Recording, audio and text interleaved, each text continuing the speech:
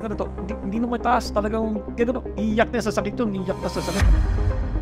Gagaling naman siyang mag-isa niya. Yes. Pero After 2 years. after 2 years, Turuan ka namin gumawa ng kahit konting maneuver lang para at least makatipid kayo. Yung mga rotator cuff, yung mga muscles, kukuskus pasakit ulit. Ang gagawin ninyo, maging modelo kayo ng pader. Parang kasi kayo modelo ng pader.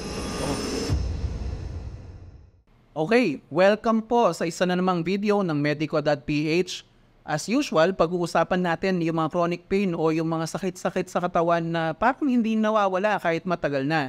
And this week, pag-uusapan natin, isa sa mga common, yung tinatawag na frozen shoulder. To help us better understand this condition, nandito ang ating medical director sa Medico.ph, si Dr. Anthony So. As you may know from past episodes, Dr. So is one of the renowned physical therapy doctors in Metro Manila as well as here in the Pampanga area. So Doc, good afternoon po.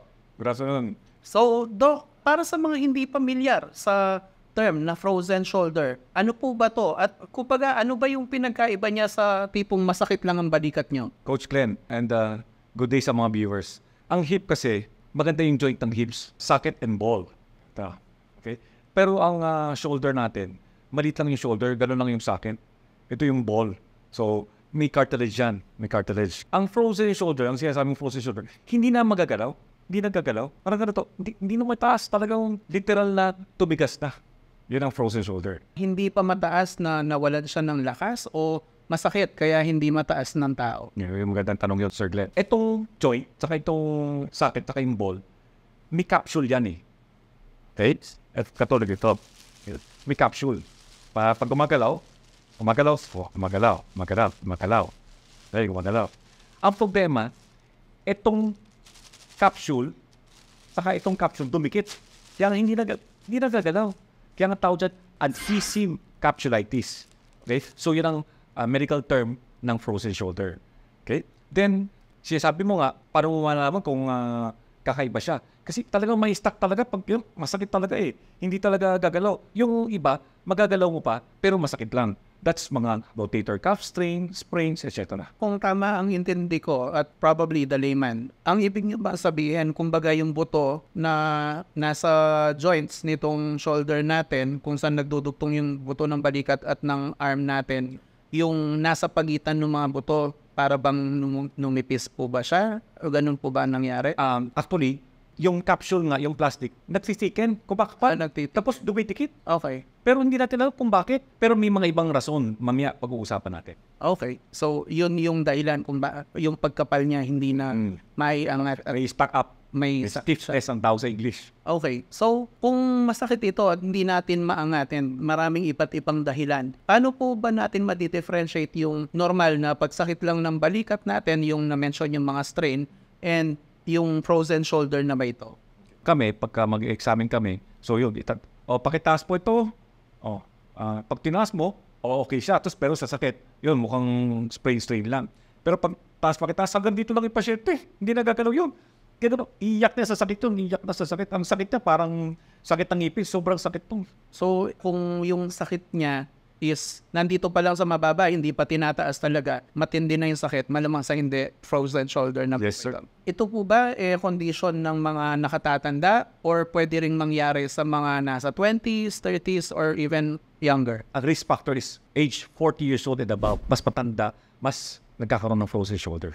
Kung mas nasa matanda itong ganitong frozen shoulder, typically po ba anong nagko-cause nito and may paraan po ba para maiwasan ito? Ang dahilan para magka-frozen shoulder is usually hindi nagagalaw. Katulad ng may fracture ng tao.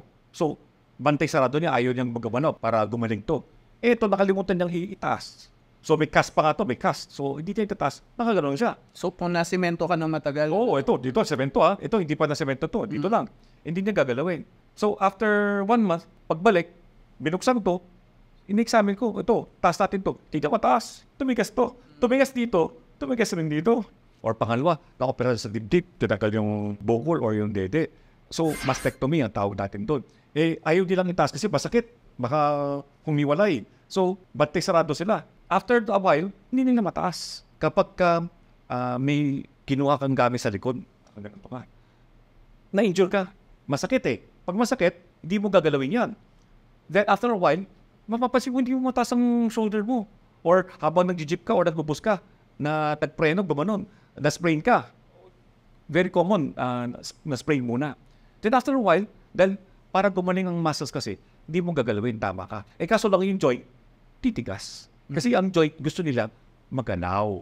Parang yung matagal na inactivity. Oo, tumigas. Parang glue, tumigas. See? So, kayong mga nasa bahay, lalo na kung medyo sedentary ang lifestyle nyo, ingat-ingat tayo. Baka kahit mas bata pa tayo, tumigas yung mga shoulder natin. So, Doc, I guess medyo leading na doon dahil nalaman natin yung pinaka-common na cause yung matagal na stationary lang siya. Or I'm not sure about the medical term, pero yung nakapirmi lang siya.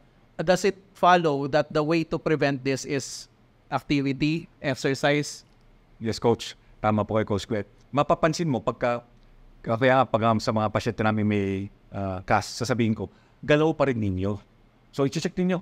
Pagtaas mo, kaya pala hanggang 180 degrees. Okay, tapos ito, 90 degrees, then 90 degrees, saka nakayakap po. Okay, so walang frozen shoulder. Actually, may 3 stage yung frozen shoulder. Number 1, yung freezing stage is around 2 to 9 months yun. Yung dahan-dahan, tumitigas, hindi mo mataas, sobrang sakit to. Sobrang sakit, hindi mo talagang tumitigas siya, sobrang sakit. Then after that, may frozen stage. Ang frozen stage, 4 months to 12 months. Actually yun, matigas na. Pero hindi, nabawasan na yung sakit. Nabawasan na. Matigas lang. Matigas lang, hindi mo mataas. Then yung thawing stage, yung, di ba, yung yellow, yung lumalambot na, yun. That occurs within mga 5 months to 2 years yun. Yun, dahan-dahan, nagagalaw na. So, kahit may ginawa ka o wala, gagaling siya. Pero, bakit ka pupunta sa doktor? Kasi kailangan nating pilitin natin yun para at least hindi tubigas na hanggang ganito lang. At least, mataas ang range of motion para maagapan natin. So, Doc, posible pala na kahit hindi mo ipatingin, gagaling naman siyang mag-isa niya. Yes. Pero, After 2 years. after 2 years, so I'm not sure about you guys, pero parang mahirap yata maghintay ng 2 years para maiangat mo. So, pag napapansin nyo siguro na pag sinusubukan yung iangat, yung balikat nyo, yung braso nyo, ng more than the height of the arm, yung dito, at napakasakit, napakabigat na, baka time nang magpatingin sa isang doktor. So, Doc, next question natin. Let's go. Anong klaseng doktor ang dapat nilang hanapin kung feeling nila meron silang ganong sintomas? Okay. Dumiretso na kayo sa mga rehabilitation medicine doctor. Yun ang specialty namin para ma-therapy natin siya. And pangalawa, orthopedic doctor. Usually yun, sasama-sama kami para tulungan yan. Kapag hindi na namin kaya, sobrang tigas na talaga, sobrang tigas, kahit na therapy namin, ayaw pa rin, papapunta namin sa orthopedic doctor. Ang gawin ng orthopedic doctor, pang-injection ng steroid. Para doon sa capsule, di ba, yung madikit, doon i-inject para lumuwag. Para mas mabilis pag-therapy namin. Then, pangalawa, kung talagang mahirap pa rin talaga, ang gagawin, papatulogin ng pasyente. Anesthesia. Hindi natin mapilit kasi dahil baka mahimatay yung pasyente. Pero pag tulog yun, gagalawin natin yun. Pero siyempre, masakit. Bibigyan natin ng anti-inflammatory medication. So, ganun kasakit, Doc. Pag talagang iiyak o mahihimatay ang pasyente pag pinilit mo itaas. So, kailangan i-anesthesia na talaga siya. Yes. Okay. Yung father ko kasi, matagal nang may frozen shoulder. Nagte-therapy rin yan eh. Meron siyang physical therapist na pumupunta pag sinusumpong siya. Ang tanong ko, syempre nagbasa-basa rin ako in behalf of my father. Meron bang katotohanan na yung mga na-stroke in the past, not that na-stroke yung father ko, nabasa ko lang na parang may link yung pagka-stroke sa pagkakaroon ng frozen shoulder. And yung mga iba bang metabolic na conditions like diabetes, totoo bang may link sila dito sa frozen shoulder na to? Yes, Coach Gwen. Talagang totoo yun. Number 1 problem namin sa pasyenteng may stroke, ang frozen shoulder. Kasi hindi nila mataas eh. So, mahina sila nakagaroon lang. Ngayon, titikas. So, pag next time, aray, tikas na. Tapos, hindi lang yun. Ang kamay nila, titikas din. Ang tawag doon, shoulder hand syndrome. Talagang ito, hindi masama ito. Sakit talaga, sobrang sakit talaga, kawawa ang pasyente. Kahit na lumakas ang pasyente, hindi pa rin niya magamit ang kanang kamay o kaliwang kamay niya dahil sa frozen shoulder. Kaya sinasabi namin palagi sa pasyente, tsaka sa relatives, dapat kailangan ninyo 5 times a day, kailangan siguraduhin ninyong itataas ang shoulder para talagang malaman natin kung tumitigas na, freezing stage na. Pag may freezing stage na, kailangan talaga tuloy-tuloy natin yung stretch pati yung kamay. Yung kamao, ito yung pinaka-problema, yung knuckle. Talagang tulakin talaga ninyo para hindi tumigas. Shoulder-hand syndrome. Then pangalawa, nabanggit ninyo, diabetes. Sobrang common ang diabetes. Pag tinatanong ko, masakit ang shoulder mo, may diabetes ka ba? Sasabihin nila, 9 out of 10, parang nalaman may diabetes ako. Kasi ang diabetes, hindi natin alam bakit nagiging inflame ang joint. Naging matamis, naging inflame ang joint. Kaya nga tumitikit yun eh. Nakakatawa nga eh. May binapuntahan na po. Tapos may isang kahera. Kilala rin niya ako. Sabi, Dok, ano to?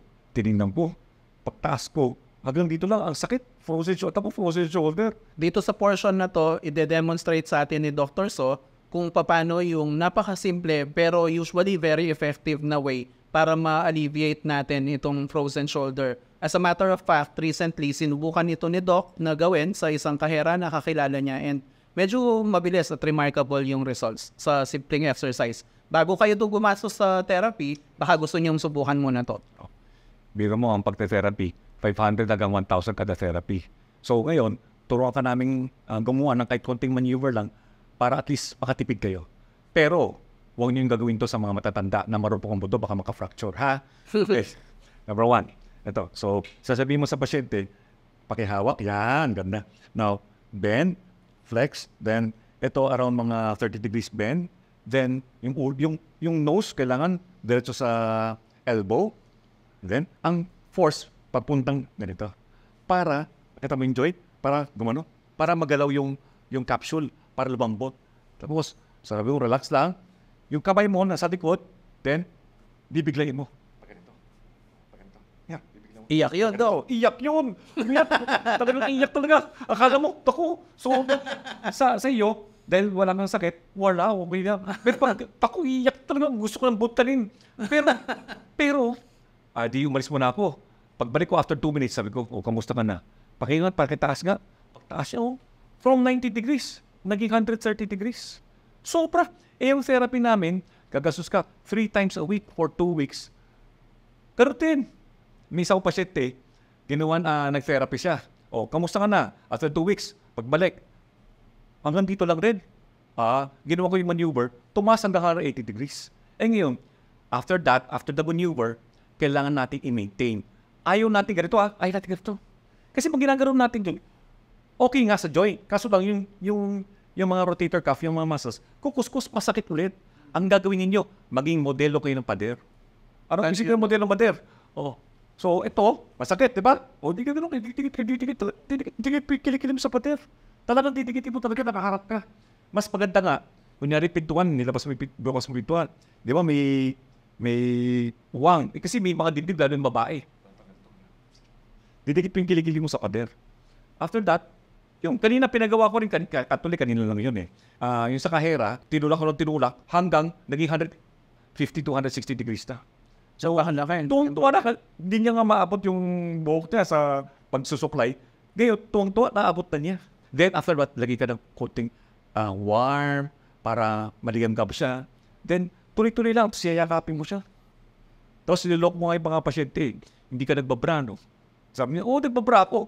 Hindi, ang ginagawa ninyo, tinatalo nyo sa harapat, iniikot ninyo, tapos tinataas ninyo yung pagbra. Kailangan talaga pipilitin yung magbra sa likod, mga babae. Yun ang mga tinutulong. Meron siyang exercise. Yes. So, just to summarize, ang pwede nating gawin sa bahay, yung tinuro ni Doc na may mag-a-assist sa'yo dun sa maneuver.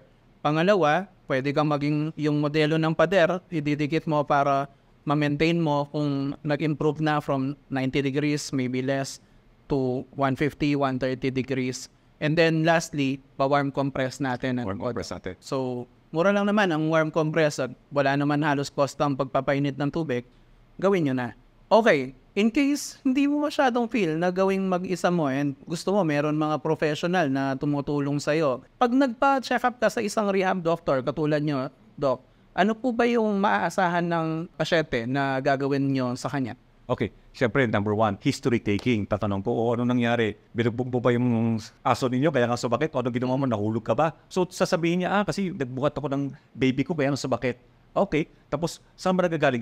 Galing ba dito sa leeg? Kumukuryente ba? So, kailangan ko natin malaman kung anong dahilan. Kasi pwedeng ang sakit galing sa ibang lugar. Then, ngayon, after that, Pagdala mo ko na, examine ko. Pag-examine ko ganito. Number one, kasi may ugat dito sa liig. Tapos mo kuryente dito, kaya nang sumasakit dito. Kaya kailangan examine ko yung liig. Yan, close blend. Then, gagawin ko to. Tapos, tutulakin ko pababa. Ugat yan. Taku, sakit yun, kukuryente yan. Ang problema, cervical radiculopathy. Ipit onward sa liig. Okay? Now, pag wala, then tataas ko siya. Pagtaas ko hanggang dito lang, ay na po. Ano yung masakit? Ayun, frozen shoulder na yun. Okay. Pero pagka natataas ko siya, pero pag na dito, aray, sasakit na. Tapos pag dito na ko, nawawala yung sakit, rotator cuff injury yun, muscle yan. Kasi yung hindi naman gagalaw itong parte ng katawan kung wala yung ligament. May muscle yan. Sa kakagarong-garong niya, kumukuskus yung litid sa buto, kaya nga masakit. Aray, mawala. Then, pag nakita ko ng may frozen shoulder, ang gagawin ko, magbili akong gamot. Kasi capsulitis, inflammation of the capsule siya. So, gawin natin mga anti-inflammatory, mga mefenamic, ibuprofen, celecoxib, etoricoxib, ang dami nun. Pero 1 week lang kasi masisira ang iyong kidneys. Then, after that, kailangan sasabay yung gamot. Anti-inflammatory, pati mga naproxen, di ba? So, dapat wala kayong problema sa kidneys, hindi kayo buntis, hindi sobrang acidic yung tiyan, pwede kang uminom, 1 linggo lang, kasama ang therapy o kasama ang ikaw mag-i-stretch para mas mabilis kasi tatanggalin pa mamaga, mas mabilis mo i-stretch. Pagkatapos doon, after 1 week, tama na. Puro paracetamol ka na lang para hindi masirang kidneys. Tuloy-tuloy pa rin stretch. Then after 2 weeks, pinapabalik ko sa kanila. Pagbalik sa akin, mas okay na after sa gamot at therapy. So, magbanda naman tayo sa therapy part, Doc. So, I understand, meron mga cases na mas simple wherein yung simple na maneuvers saka exercises, compress, na malaki na yung naitutulong. And there are cases na kailangan nilang pumunta sa clinic, sa therapy center, Yes, sir. like maybe 2-3 times a week na hanggang ma-alleviate. In case na therapy yung pipiliin, ano po ba yung pwedeng asahan ng mga kababayan natin na nagpapagamot ng frozen shoulder? Okay.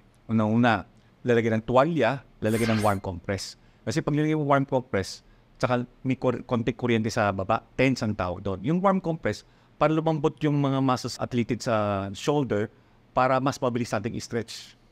Then yung tense para mabawasan ang sakit na nararamdaman. Then yung ultrasound namin, deep heating modalities yun. Then ngayon, may bago ngayon yung terahertz frequency, nakakatulong rin sa frozen shoulder tsaka nagtatanggal ng inflammation. Then after that, tahanda namin i-stretch na. Dahil lumambot na, idahanda namin stretch. Tapos may finger ladder kasi kumukuha tayo ng lakas sa fingers para i-stretch natin, para i-stretch hanggang parang nagme-measure ka, parang yung tumatangkad na yung anak ko, ayun, hanggang sa dulo, nadidikit mo na yun. Then overhead pulley, i-stretch mo, wait, stretch. Kailangan yung pulley na dito sa likod. Hindi yung sa harapan, gagaro-garo ka, kahit ilang milyong beses walang kwenta kasi hanggang dito lang. Kailangan ka na stretch hanggang dulo. Then, shoulder wheel. May shoulder wheel siya, yung bilog siya, ginagano mo.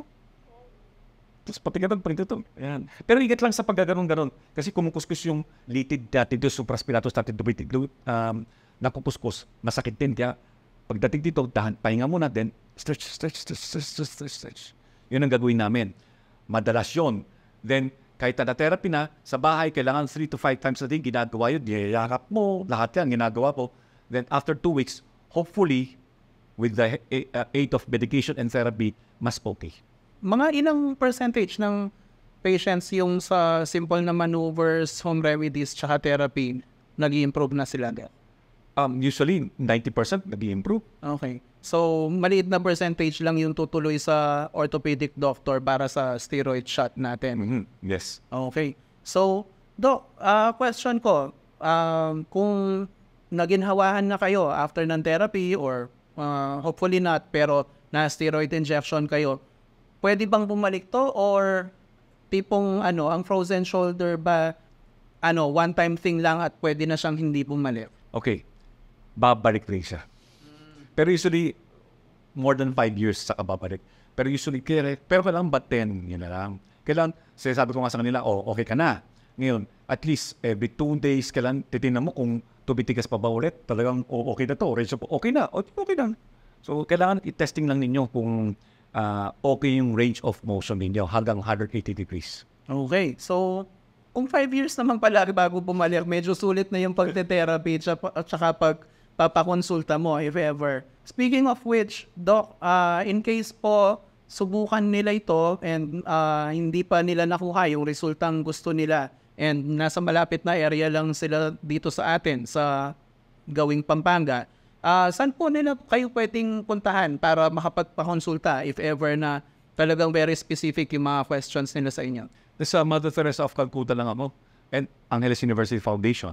Doon yun yung pwedeng makita. Okay, so pagtanong nyo na lang sa information, pwede nyo ring tawagan yung mga hospital na yan para malaman nyo yung mga days and times ng clinic ng Doc. So, yun po ang ating video. Sana nakatulong about sa frozen shoulder. Hopefully, yung mga frozen shoulder nyo, kung nanonood kayo nito, malamang meron kayo nito or yung mga mahal nyo sa buhay, meron ganon.